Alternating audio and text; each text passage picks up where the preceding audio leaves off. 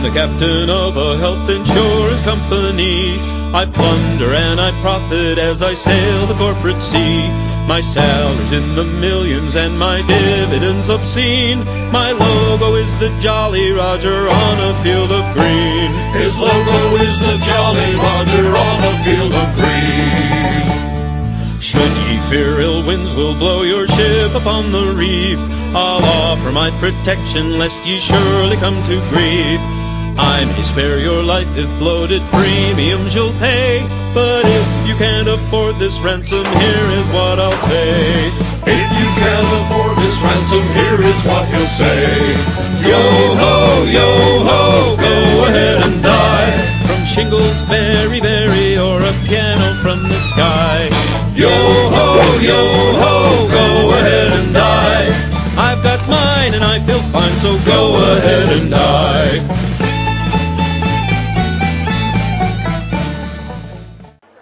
You ought to be the most against President Obama. You ought to be the most scared. I want to talk not against Obama or for Obama.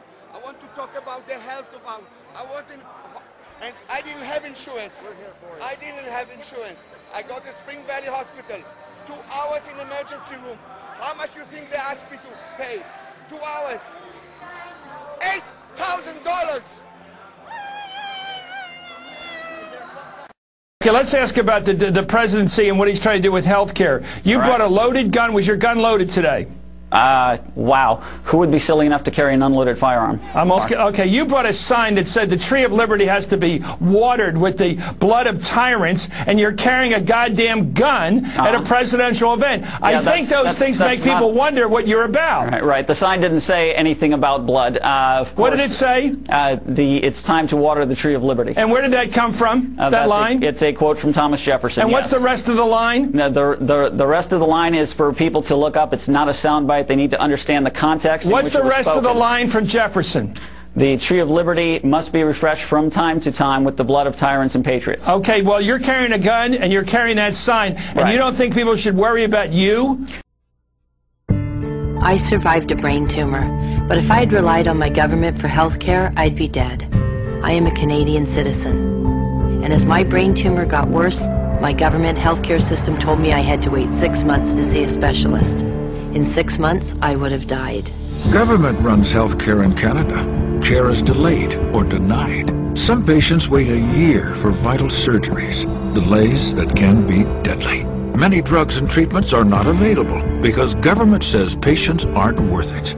I survived brain cancer, and I am a Canadian. I don't have a script. I don't have a cameraman, soundtrack, or fancy graphics. But please, if you listen to Shona Holmes, do me the favor and listen to my story. When my brain tumor moved and prevented fluid from draining off my brain, I would have died within days, possibly hours, if I hadn't got brain surgery. Within an hour of being told that we wouldn't be able to stay in the city or even the province, a surgeon from a downtown hospital called and asked us to get in the car or ambulance or however we could get to his emergency department, and he would pull strings, call in favors, shuffle beds so that I could get my surgery. And I did, in less than 24 hours after I was diagnosed with adult medulloblastoma. And he was able to do that because he worked in a publicly funded healthcare system. He was able to exercise his excellent surgical skills and remove the tumor from my brain and hurry me into surgery because there was no one telling him that a 10-hour surgery wouldn't be profitable and that brain surgery is very rarely successful. But mine was. He got the entire tumor and I got out of the hospital 10 days later. All the studies have shown with Canadian hospitals, if it's an emergency, if you need help right away, you get the help right away. But the Canadian system, beginning with Mulroney, has been underfunded, and that's the problem. That's been the problem with it for 20 plus years.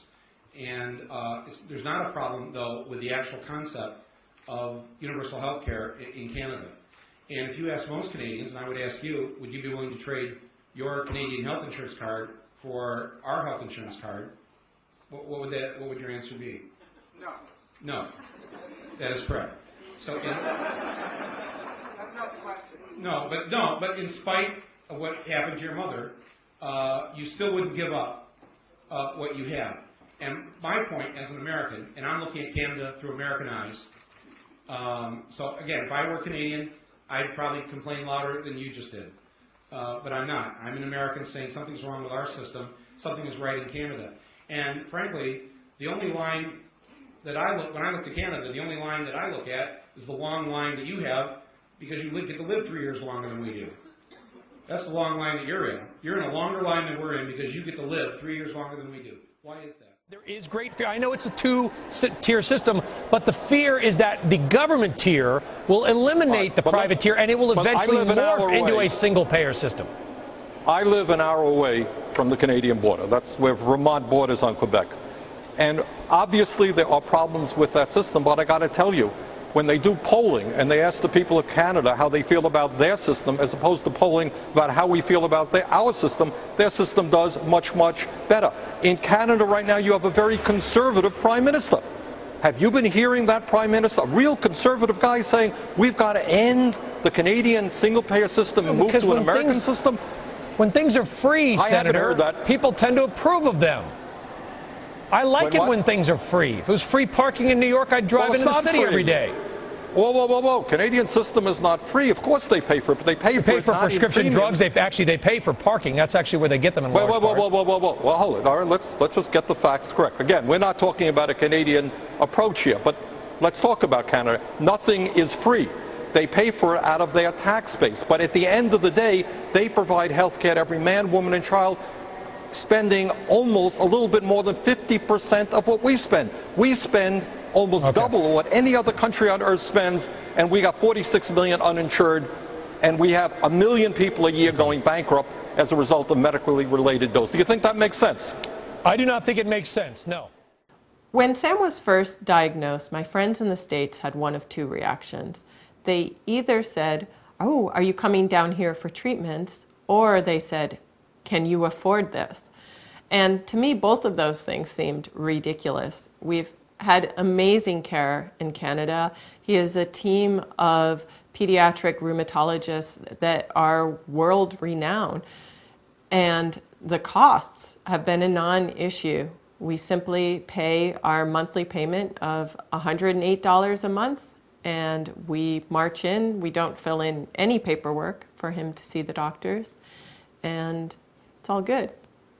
There is something that was discovered fairly recently called Factor VII, and time before last, when I was in the hospital here, they gave me that, and it seemed to work. The interesting thing is that the Factor VII, I don't know exactly because I never get a bill for anything, but I was told that it was about $60,000 a dose, and I was given 4 or 5 doses in the hospital. And the interesting thing to me is that I have never been told that I couldn't receive a treatment here because of the cost of it. I don't even know the cost of these things. When I was researching the costs of healthcare in the U.S., I asked some other Americans on a message board about his disease, what the costs have been to them. And that's when I discovered that our out-of-pocket costs for care would be between $45,000 and $165,000 for 6 months of treatment. I realize I have no idea what the costs have been in Canada for his treatment because we've never seen a bill. Yeah, I would like to spend whatever time I have left, my remaining years, closer to my children and grandchildren. And I certainly can't do that under the circumstances with the present healthcare situation in the U.S. I began to investigate what it would take to move back to the States, and I immediately thought of healthcare as a concern because of Sam. And I called a number of private insurance companies and was told outright that we would be denied coverage based on his pre-existing condition.